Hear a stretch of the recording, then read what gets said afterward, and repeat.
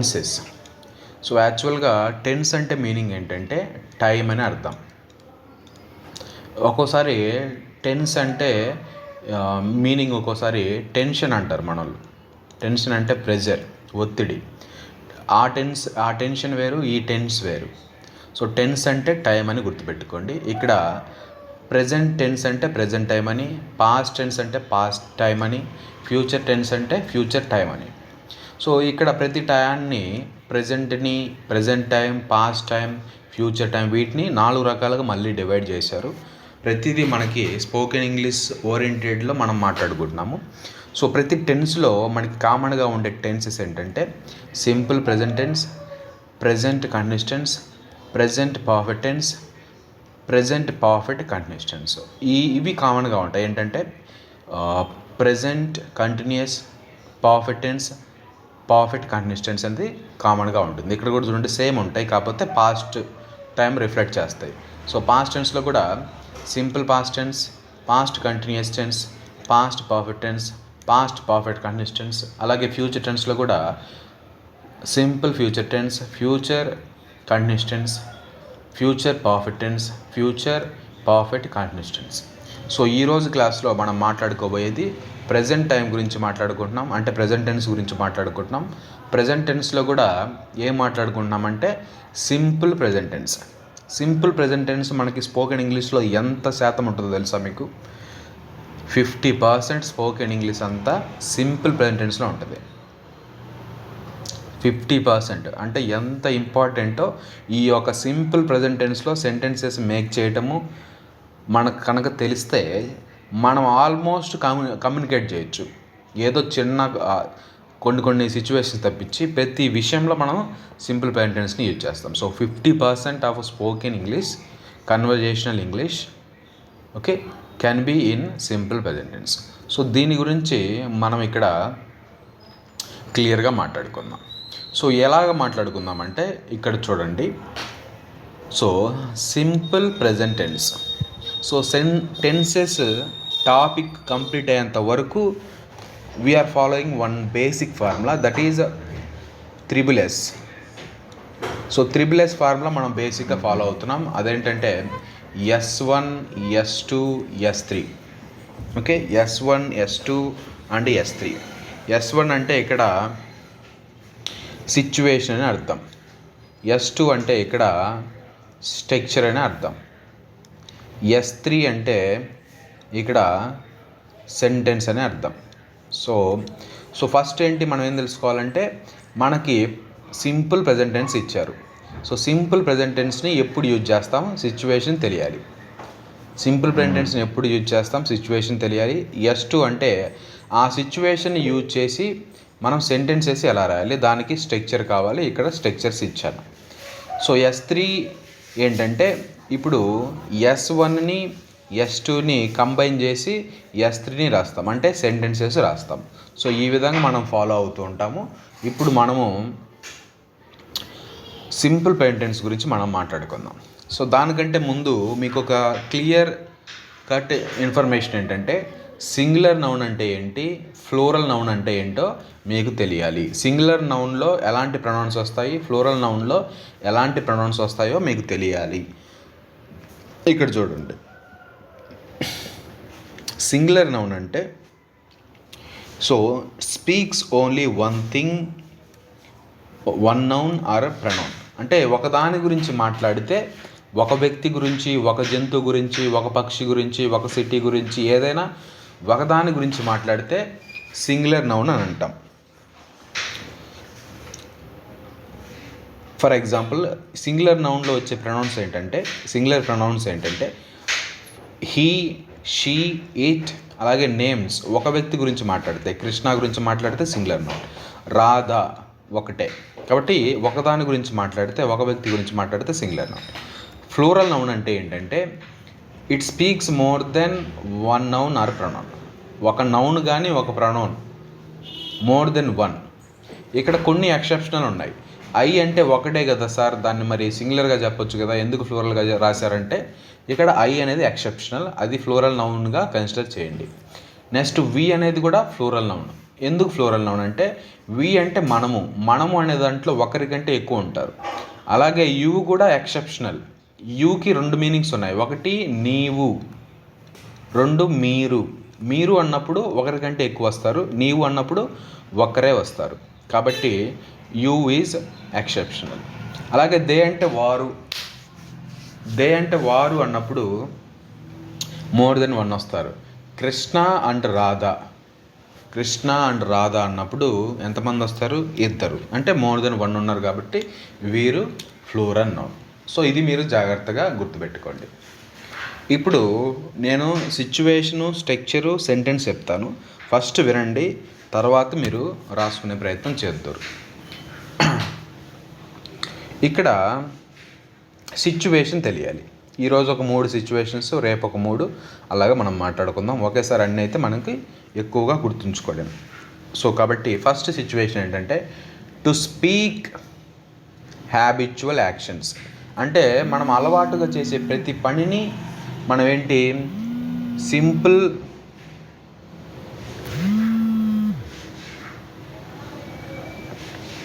Simple present టెన్స్లో మనం మాట్లాడాలి. So అలవాటుగా ఏం పనులు చేస్తాం? ఫర్ ఎగ్జాంపుల్, నీ గురించి నువ్వు మాట్లాడుకో. నువ్వేం చేస్తావు? నీ ఫేవరెట్ హీరో సినిమా వచ్చిన ప్రతిసారి ఆ సినిమా చూస్తావు. నీకు ఇష్టమైన ఫ్రెండ్తో ప్రతిరోజు మాట్లాడతావు. నీకు ఇష్టమైన ఫుడ్ ప్రతిరోజు తింటావు. ఇలాగా నీకున్న హ్యాబిట్స్ ఏంటి అవన్నీ. ఇప్పుడు నా గురించి మాట్లాడితే నేను పడుకోబోయే ముందు బుక్ చదువుతా, ఉదయాన్నే 5కి నిద్రలేస్తా, మార్నింగ్ ఎక్సర్సైజ్ చేస్తా, యోగా చేస్తా. ఇలాంటివి నాకు కొన్ని అలవాట్లు ఉంటాయి, మీకు కొన్ని అలవాట్లు ఉంటాయి. సో మీకున్న హ్యాబిట్స్ అన్నిటినీ you must speak in simple present టెన్స్లో మాట్లాడాలి. సో అలాగే to speak routine and repeated actions. అంటే రొటీన్స్ అంటే ఏంటి, రిపీటెడ్ యాక్షన్స్ అంటే ఏంటి? ఫర్ ఎగ్జాంపుల్, మనందరికీ ప్రతి ఒక్కరు ఎవరైనా కానీ ప్రపంచంలో మోడీ అయినా లేకపోతే మీరైనా నేనైనా కామన్గా చేసే పనులు కొన్ని ఉంటాయి. పొద్దున్న లేచినామంటే మొహం కడుక్కోవటం, తర్వాత పళ్ళు కడుక్కోవటం, తర్వాత మనం బాడీని క్లీన్ చేసుకోవటం, అదే స్నానం చేయటం, ఫుడ్ తినటం, బ్రేక్ఫాస్ట్ చేయటం, లంచ్ చేయటం, డిన్నర్ చేయటం, బట్టలు వేసుకోవటం, కాలేజీకి వెళ్ళటం, డ్యూటీకి వెళ్ళటం, ఇవన్నీ రొటీన్ యాక్షన్స్ అన్నమాట. ఇవి ఒక 5 ఏళ్ళ వయసు నుంచి 95 ఏళ్ళ వరకు ఒక వ్యక్తి చేస్తూనే ఉంటాడు. సో అవన్నీ రిపీటెడ్ యాక్షన్స్ కింద, రొటీన్ యాక్షన్స్ కింద వస్తాయి. అది ప్రతి ఒక్కళ్ళు చేస్తారు. మోడీ అయినా తన పళ్ళు తనే తోముకోవాలి, ఎవరో వచ్చి తోమరు, ఎంత మోడీ అయినా కూడా. సో ఆ విధంగా మనకు రిపీటెడ్ యాక్షన్స్ ఉంటాయి. ఆ రిపీటెడ్ యాక్షన్స్ అన్నిటినీ సింపుల్ ప్రెజెంట్ టెన్స్లో మాట్లాడాలి. మా అమ్మ వంట చేస్తుంది, my mother cooks food. I read newspaper, you come to college, I teach in classes, I give training. ఇవన్నీ ఏంటి? Routines and repeated actions. ఇలాంటివన్నీ. I take bath, I have breakfast, I eat breakfast, I iron my clothes, I wear dress, I brush my teeth. ఇవన్నీ ఏంటి? Routine and repeated actions. అలాగే third point ఏంటంటే to speak universal truths and scientific facts. Universal truths, scientific facts ఇవన్నీ ఏంటి? వీటినన్నిటిని use చేయడానికి యూనివర్సల్గా విశ్వ సత్యాలను, విశ్వ నిజాలను చెప్పటానికి, శాస్త్రీయపరమైన నిజాలు చెప్పటానికి సింపుల్ ప్రెజెంట్ టెన్స్ని మనం యూజ్ చేస్తాము. అలాగే ఫర్ ఎగ్జాంపుల్, వీటికి ఎగ్జాంపుల్ ఏమొస్తుంది? యూనివర్సల్ ట్రూత్ ఏంటి? Sun rises in the east, water boils at 100 degrees Celsius. ఇది మన స్కూలింగ్ నుంచి చెప్పి బోర్ కొడుతుంది, బట్ వెరైటీగా కూడా మనం మాట్లాడచ్చు. Children are innocent, they don't cheat anybody. Children are innocent, they don't cheat anybody. అది విశ్వసత్యం కదా. పిల్లలు ఎవరిని మోసం చేయలేరు, వాళ్ళు ఇన్నోసెంట్గా ఉంటారు.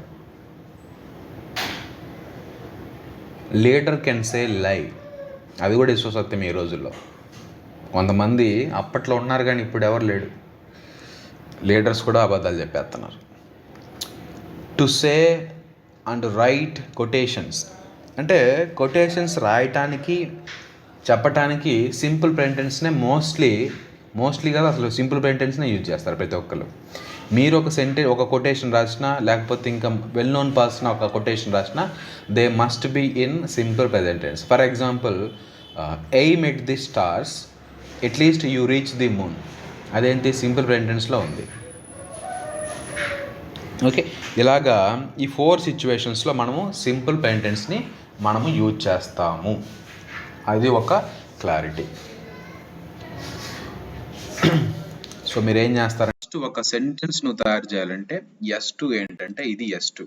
సో మనకి సెంటెన్సెస్ 4 రకాలు ఉంటాయి నాన్న. ఒకటి పాజిటివ్ సెంటెన్స్ అని, 2 నెగిటివ్ సెంటెన్స్ అని, 3 పాజిటివ్ క్వశ్చన్ అని, 1 2 3. సో పాజిటివ్ క్వశ్చన్ అని, అలాగే నెగిటివ్ క్వశ్చన్ అని కూడా మనకు ఉంటుంది. అలాగే డబ్ల్యూహెచ్ క్వశ్చన్స్ కూడా ఉంటాయి, అవి వచ్చినప్పుడు నేను మాట్లాడతాను. But for now we just confine to the positive negative, positive question negative question, వీటి గురించే మాట్లాడుకుందాం. సో ఫస్ట్ ఒక సెంటెన్స్ని పాజిటివ్గా ఎలా చెప్పాలంటే first subject plus V1 plus object. Sir ఇక్కడ సబ్జెక్ట్ ప్లేస్లో ఏమొస్తాయంటే నేను మాట్లాడేది ప్రొనౌన్స్, ఫ్లోరల్ నౌన్స్ గురించే మాట్లాడుతున్నాను. అవేంటంటే ఇక్కడ సబ్జెక్ట్ ప్లేస్లో యు వస్తుంది, వి వస్తుంది, దే వస్తుంది, ఐ వస్తుంది. ఒక్కోసారి మోర్ దెన్ 1 నేమ్స్ కూడా మనం రాయొచ్చు. కృష్ణ రాధా అండ్ గోపాల్, అలాగా మోర్ దెన్ 1 పేరు రాస్తే దాన్ని ఫ్లోరల్ నౌన్ అంటాం. సో ఇక్కడ ఏమేమి వస్తాయి సబ్జెక్ట్ ప్లేస్లో? You, we, they, I. అలాగే ఫ్లోరల్ పేరు కూడా వస్తుంది. ఫర్ ఎగ్జాంపుల్ ఇక్కడ రాసుకుంటే Gopi and Gopal respect every one. So ఇది ఫ్లోరల్ నౌన్ అనమాట. ఒక పేరు కంటే ఎక్కువ ఉన్నాయి కదా. సో తర్వాత సబ్జెక్ట్ తర్వాత V1 వస్తుంది. V1 అంటే ఏంటంటే మీరు రోజు నేర్చుకుంటున్నారు వెర్బ్ ఫార్మ్స్.